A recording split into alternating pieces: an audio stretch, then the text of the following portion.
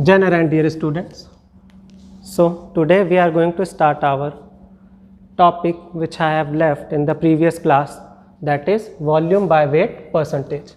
हमें find करना है weight by weight percentage. First we have to write down the formula, that is mass of solute divided by mass of solution into 100. Now as we could see that here it has been given 1.25 gram density, so we know that density is equal to mass by volume. We know this from the previous class that volume जो होता है या density होता है वो mass by volume होता है. So coming here, अब हम देख सकते हैं कि डेंसिटी दिया है और उसका हमें मास भी दिया है 100, तो हम वॉल्यूम नहीं निकाल सकते या मास नहीं निकाल सकते, तो हम निकालेंगे यहाँ से mass of solution is equal to mass है तो डेंसिटी इंटू वॉल्यूम कर देंगे, that is equal to 1.25 into 100 ml, that will give you 125 gram. अब ये 125 मास ऑफ सॉल्यूशन आ गया, यहाँ पे हम पुट कर देंगे डायरेक्ट, तो ये क्या हो जाएगा, मास ऑफ सॉल्यूट था आपका 10 divided by 125 into 100, this will give you 8%. Clear? तो यहाँ से मेरा क्या आ गया, 8% आ गया volume weight by weight composition of sugar solution. So it is clear student?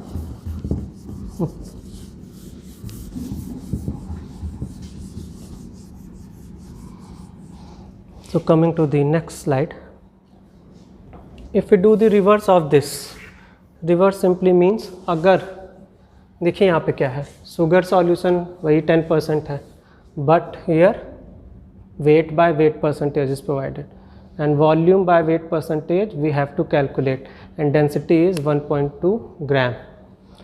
So अब यहाँ पे हम देख सकते हैं, फिर से हम लिख लेते हैं फॉर्मूला पहले, वॉल्यूम बाय वेट परसेंटेज क्या होगा, वेट बाय वॉल्यूम का अगर हम लिखेंगे तो यहाँ आएगा mass of solute divided by volume of solution multiplied by 100.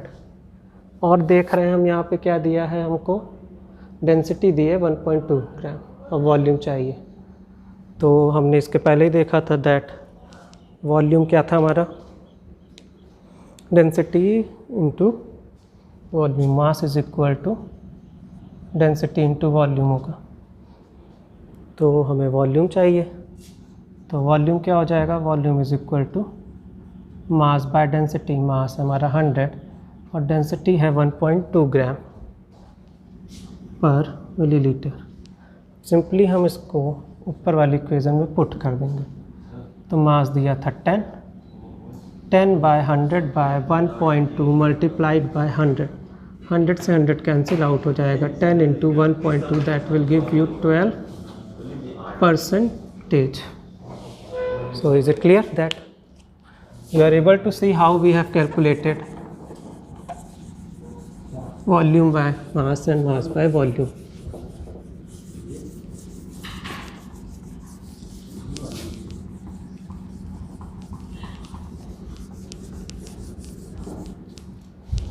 So coming to the next slide, that is ppm, parts per million. ppm is known as parts per million, parts per million. Million simply means 10 to the power 6.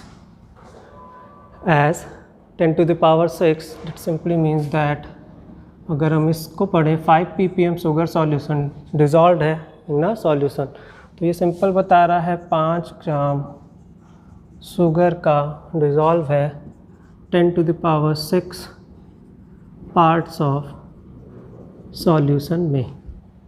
Clear? 5 gram of sugar is present in 10 to the power 6 gram of solution. चलिए इस पे हम बात करते हैं इसका formula की, तो नंबर ऑफ ppm क्या होगा, ये हो जाएगा mass of solute by mass of solution multiplied by 10 की पावर 6. 10 की पावर 6 क्यों लिया, because here it has been provided that ppm that is parts per million. Okay, is it clear? Now coming to the next, that is ppb. ppb simply means parts per billion. Means we have to calculate here billionth part. Billionth part means 10 to the power 9. 10 की power 9 is the billionth part of anything. So here it has provided that 10 ppb of NaCl is given in any solution. This means 10 parts of NaCl is present in 10 to the power 9 parts of that solution. 10 parts NaCl is present in 10 to the power 9. 10 to the power 9 is the billionth part of that solution. So from here we get number of parts per billion is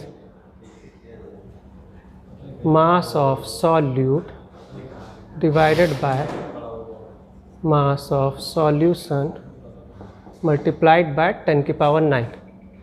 We have seen in ppm and ppb the basic difference is 10 की power 6 and 10 की power 9. Okay. So coming to the next topic, that is mole fraction or zeta. Mole fraction is also called zeta, and the symbol of this zeta is x zeta. Suppose, and we can also denote this by eta, but basically we use zeta term, not eta. Suppose we have given two components which are present in a solution. तो taking a simple example, suppose मैंने एक glass tumbler लिया, इसमें एक part A का है और एक पार्ट बी का है. दो पार्ट आपके प्रेजेंट है A and be in 1 litre of solution. तो मान लेते हैं, सपोज़ करते हैं, सपोज़ ए और बी में ये 1 मोल प्रेजेंट है और ये 3 मोल ऑफ प्रेजेंट है. तो मैंने आपसे कहा tell me the mole fraction of A. तो मोल फ्रैक्शन ऑफ ए यहाँ से क्या निकल आएगा, आपका ये कितना है, एक पार्ट है, टोटल कितने में से प्रेजेंट है, 3 + 1 दैट इज़ इक्वल टू 1/4. तो mole fraction of A is 1/4. I again set calculate mole fraction of B. तो मोल फ्रैक्शन ऑफ B क्या होगा, B है आपका 3 पार्ट, कितने में से है, 3 + 1 दैट इज़ इक्वल टू 4, 3/4. और अगर आप इन दोनों को ऐड करेंगे तो आपको मिलेगा 1. That 1 is the 1 litre of solution which was present in 1 mole and 3 mole A and B. A और B दोनों के इंडिविजुअल में देखें तो 1 मोल ये था, 3 मोल ये था, बट जब हमने दोनों को कैलकुलेट करा वो तो 1 ही लीटर का कंपोजिशन में आएगा ना. तो जब ये 1 लीटर के कंपोजिशन में आ रहा है तो इन दोनों का रेशियो हमेशा 1 ही आएगा. अब सिंपल और इसको सिंपल मैनर में समझें तो A का जो कंपोजिशन था इस 1 लीटर में था वो केवल था 250 ml और B का जो कंपोजिशन था वो 750 ml था. बट जब इन दोनों को हम ऐड करेंगे तो वो तो 1 ही लीटर होगा ना, उससे ज़्यादा तो हो नहीं जाएगा. ओके, तो this was the mole composition of 2 components which are present in a solution.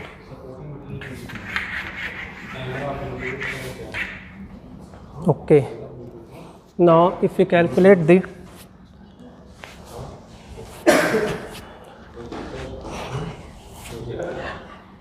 चलो अब हम लोग कैलकुलेट करते हैं, अगर 3 components प्रेजेंट हो तो क्या होगा. Suppose 3 components are present in a solution. अगर 3 components प्रेजेंट होंगे तो A, B एंड C 3 होंगे. तो N of A n of b and n of c। Suppose मैंने कहा आपसे कि n ऑफ a का मोल फ्रैक्शन कैलकुलेट करिए, तो ये क्या होगा n of a upon n of a plus n of b plus n of c। आपसे मैंने कहा mole fraction of b calculate करिए, तो n of b by n a plus n b plus n c, that will be for the c also.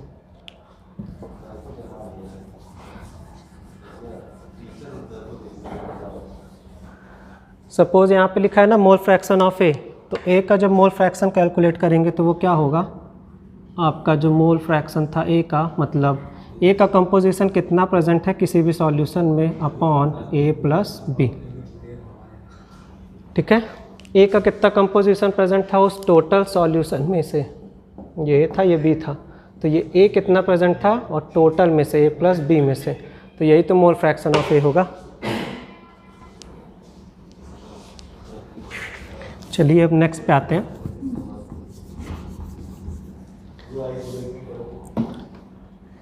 Next देखिए, अब इस पे एक एग्जांपल हम लोग सॉल्व करते हैं।